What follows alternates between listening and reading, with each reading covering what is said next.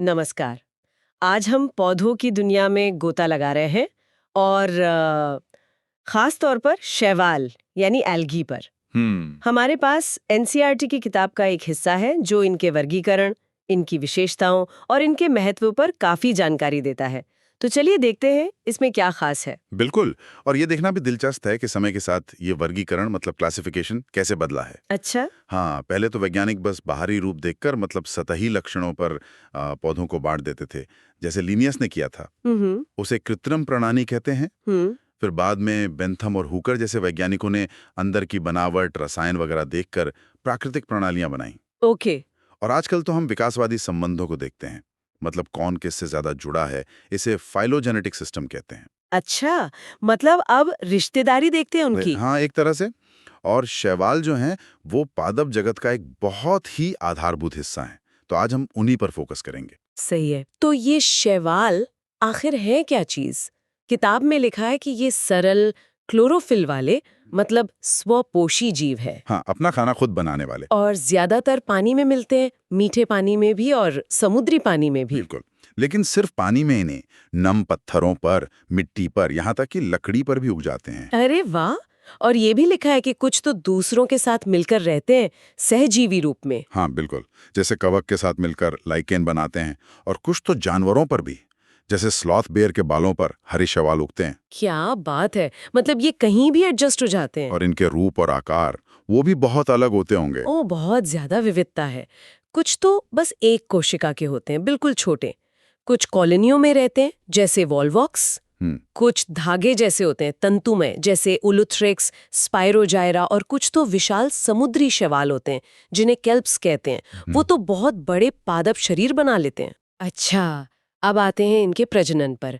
मतलब ये अपनी संख्या कैसे बढ़ाते हैं, हम्म। इसमें भी विविधता है। हाँ, कई तरीके हैं। एक तो कायिक प्रजनन, जो विखंडन से होता है, मतलब बस टूट जाते हैं और हर टुकड़ा नया बन जाता है। सिंपल। हाँ।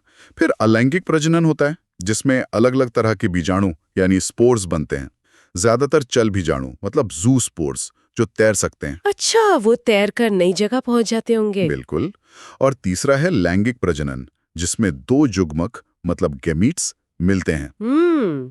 और ये मिलना भी अलग अलग तरह का होता है। हाँ। किताब में लिखा है समयुग्मकी, असमयुग्मकी, विषमयुग्मकी। ये क्या है? हाँ, ये युग्मकों के आकार और व्यवहार पर आधारित हैं। समयुग्मकी या आइसोगेमस में दोनों मिलने वाले युग्मक एक जैसे होते हैं, दिखने में और आकार में। ओके। असमयुग्मकी या एनिसोगेमस में एक युग्मक थोड़ा बड़ा होता है, दूसरा छोटा, दोनों अलग दिखते हैं। ठीक है। और विषमयुग्मकी या ऊगेमस में एक युग्मक बहुत बड़ा होता है, हिल नहीं सकता, ये मादा युग्मक होता है। और दूसरा बहुत छोटा और चलने वाला होता है, ये नर युग्मक होता है, जैसे वॉल्वॉक्स में। अरे वाह, ये तो काफी विकसित तरीका लग रहा है। अच्छा, ये सब तो ठीक है, पर इनका महत्व क्या है? मतलब हमारे लिए या धरती के लिए ये क्यों जरूरी है? इनका महत्व बहुत बहुत गहरा है।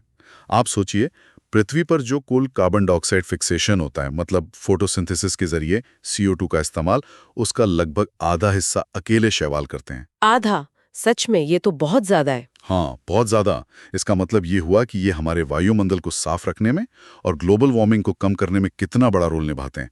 और साथ ही ये पानी में घुली हुई ऑक्सीजन का लेवल भी बढ़ाते हैं। हम्म। और ये भी मत भूलिए कि जितने भी जलीय जंतु हैं, उनकी पूरी खाद्य श्रृंखला का आधार यही शैवाल हैं। प्राथमिक उत्पादक हैं ये। सही कहा, मतलब पानी के अंदर जीवन की शुरुआत इनसे ही होती है एक तरह से। बिल्कुल। और कई समुद्री शैवाल तो भोजन के रूप में भी इस्तेमाल होते हैं। परफायरा, लेमिनेरिया, सार्गासम जैसी करीब 70 प्रजातियां हैं जिन्हें खाया जाता है। अच्छा, खाने में भी? और इनके व्यावसायिक उपयोग भी हैं शायद। कुछ हाइड्रोकोलॉइड्स का जिक्र है। हाँ, भूरे और लाल शैवाल से हाइड्रोकोलॉइड्स मिलते हैं, मतलब ऐसे पदार्थ जो पानी को पकड़ कर रखते हैं। जैसे? जैसे भूरे शैवाल से एल्गेन और लाल शैवाल से कैरेजीन। ये इंडस्ट्री में बहुत काम आते हैं, थिकनिंग एजेंट वगैरह के तौर पर। और अगर का भी जिक्र है, वो जेली जैसा पदार्थ। हाँ, वो जिलीडियम और ग्रेसिलारिया जैसे लाल शैवाल से मिलता है। उसका इस्तेमाल तो बहुत जगह होता है, लैब में माइक्रोब्स उगाने के लिए, मीडियम बनाने में, आइसक्रीम और जेली बनाने में। और एक और मजेदार बात, क्लोरेला नाम का एक कोशिकीय शैवाल, ये प्रोटीन से इतना भरपूर है कि अंतरिक्ष यात्री भी इसे फूड सप्लीमेंट की तरह इस्तेमाल करते हैं। हाँ, ये बिल्कुल सही है। सिंगल सेल प्रोटीन का एक अच्छा स्रोत है ये। कमाल है। अच्छा, तो किताब के हिसाब से शैवाल को 3 मुख्य वर्गों में बांटा गया है ना, क्लोरोफाइसी, फियोफाइसी और रोडोफाइसी। हाँ, क्लोरोफाइसी यानी हरे शैवाल, फियोफाइसी यानी भूरे शैवाल और रोडोफाइसी यानी लाल शैवाल। तो चलिए हरे शैवाल से शुरू करते हैं। क्लोरोफाइसी, नाम से ही लग रहा है ये हरे क्यों हैं? बिल्कुल, इनमें क्लोरोफिल ए और बी प्रमुख वर्णक हैं, बिल्कुल वैसे ही जैसे जमीन के पौधों में होते हैं। इसी वजह से ये घास जैसे हरे दिखते हैं। इनके क्लोरोप्लास्ट में पायरेनॉइड्स नाम की संरचनाएं होती हैं। ये भंडारण का काम करती हैं। इनमें प्रोटीन के साथ साथ स्टार्च भी होता है। अच्छा, मतलब खाने का गोदाम टाइप। हाँ, कह सकते हैं। और इनकी कोशिका भित्ति सेल्यूलोज और पेक्टोज की बनी होती है। वॉलवॉक्स, यूलोथ्रिक्स, स्पाइरोगायरा इसके आम उदाहरण हैं।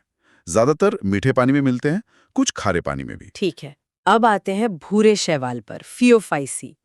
ये कहाँ मिलते हैं ज्यादातर? ये मुख्य रूप से समुद्री हैं, मतलब समंदर में पाए जाते हैं।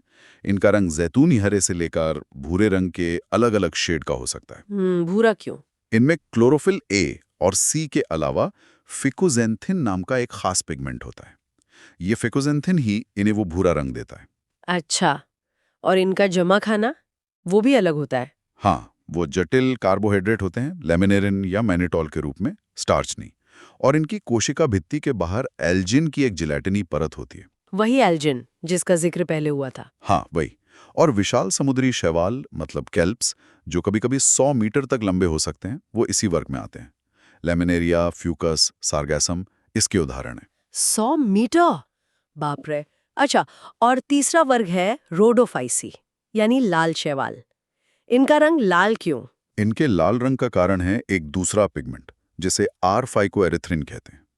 ये पिगमेंट इनमें ज्यादा मात्रा में होता है और ये क्लोरोफिल के हरे रंग को ढक देता है। ये भी ज्यादातर समुद्री होते हैं और खास तौर पर गर्म इलाकों में ज्यादा मिलते हैं। और ये पानी में काफी गहराई तक पाए जा सकते हैं, ऐसा भी लिखा है। हाँ, क्योंकि ये फाइकोएरिथ्रिन नीली और हरी रोशनी को सोख सकता है और यही रोशनी पानी में सबसे ज्यादा गहराई तक पहुंचती है। तो ये उन गहराइयों में भी उग सकते हैं जहां सूरज की रोशनी कम पहुंचती है। ये तो कमाल का अनुकूलन है। बिल्कुल। इनको जमा भोजन फ्लोरिडीन स्टार्च कहलाता है, जो ग्लाइकोजन और एमाइलोपेक्टिन जैसा होता है। और कैरागीन इन्हीं लाल शैवालों से मिलते हैं। अच्छा। और इनकी एक और खास बात है कि इनमें लैंगिक प्रजनन विषम युग्मकी ओगैमोस होता है और इनके जीवन चक्र में किसी भी स्टेज पर चलने वाली कोशिकाएं, मतलब फ्लैजिला वाली कोशिकाएं नहीं पाई जाती। युग्मक भी अचल होते हैं। ओह, ये भी अलग है। पॉलीसिफोनिया, पोर्फिरा, ग्रेसिलारिया इसके उदाहरण हैं। हाँ, तो कुल मिलाकर शैवाल भले ही हमें साधारण से पौधे लगें, पर ये कितने विविध हैं, कितने अलग-अलग माहौल में रहते हैं और हमारे ग्रह के लिए, हमारे जीवन के लिए कितने ज़्यादा महत्वपूर्ण हैं। बिल्कुल सही कहा। हवा साफ करने से लेकर खाने की चेन का आधार बनने तक और सीधे भोजन या औद्योगिक उत्पाद देने तक इनका योगदान बहुत बड़ा है। और इनका अध्ययन हमें ये भी सिखाता है कि जीवन कितने अलग-अलग रूपों में ढल सकता है और कैसे वर्गीकरण की हमारी समझ भी समय के साथ गहरी होती गई है, बाहरी रूप से लेकर आंतरिक संरचना और अब विकासवादी संबंधों तक।